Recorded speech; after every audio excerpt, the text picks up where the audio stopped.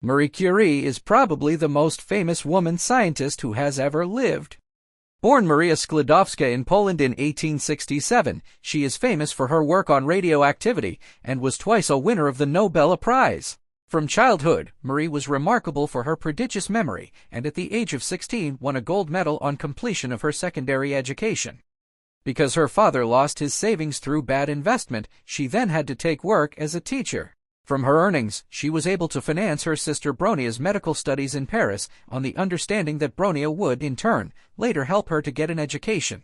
Late 1891, this promise was fulfilled and Marie went to Paris and began to study at the Sorbonne, the University of Paris. She often worked far into the night and lived on little more than bread and butter and tea.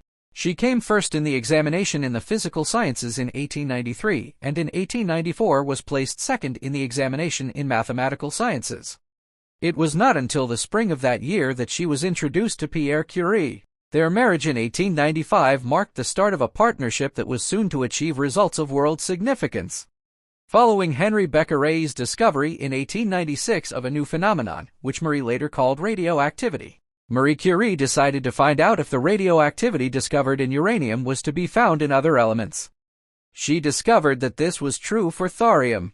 Turning her attention to minerals, she found her interest drawn to pitchblende, a mineral whose radioactivity, superior to that of pure uranium, could be explained only by the presence in the ore of small quantities of an unknown substance of very high activity. Pierre Curie joined her in the work that she had undertaken to resolve this problem, and that led to the discovery of the new elements, polonium and radium. While Pierre Curie devoted himself chiefly to the physical study of the new radiations, Marie Curie struggled to obtain pure radium in the metallic state. This was achieved with the help of the chemist André-Louis Debierne, one of Pierre Curie's pupils. Based on the results of this research, Marie Curie received her doctorate of science, and in 1903 Marie and Pierre shared with Becquerel the Nobel Prize for Physics for the discovery of radioactivity. The births of Marie's two daughters, Irene and Eve, in 1897 and 1904 failed to interrupt her scientific work. She was appointed lecturer in physics at the École Normale Supérieure for Girls in Sèvres, France 1900, and introduced a method of teaching based on experimental demonstrations. In December 1904, she was appointed chief assistant in the laboratory directed by Pierre Curie. The sudden death of her husband in 1906 was a bitter blow to Marie Curie, but was also a turning point in her career. Henceforth she was to devote all her energy to completing alone the scientific work that they had undertaken.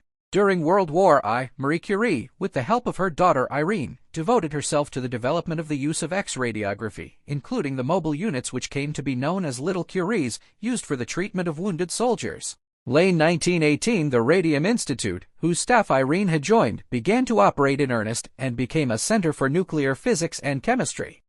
Marie Curie, now at the highest point of her fame and, from 1922, a member of the Academy of Medicine, researched the chemistry of radioactive substances and their medical applications.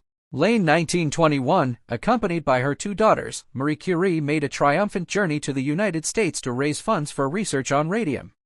Women there presented her with a gram of radium for her campaign.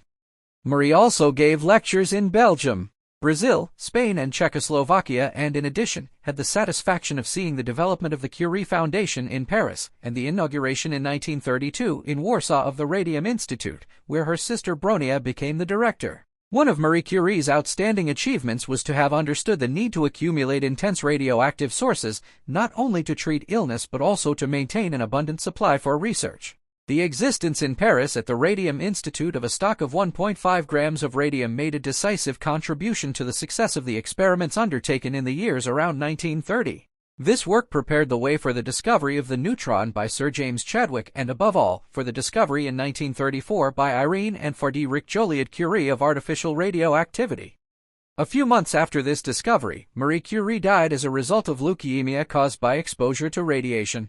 She had often carried test tubes containing radioactive isotopes in her pocket, remarking on the pretty blue-green light they gave off. Her contribution to physics had been immense, not only in her own work, the importance of which had been demonstrated by her 2 Nobel Prizes, but because of her influence on subsequent generations of nuclear physicists and chemists.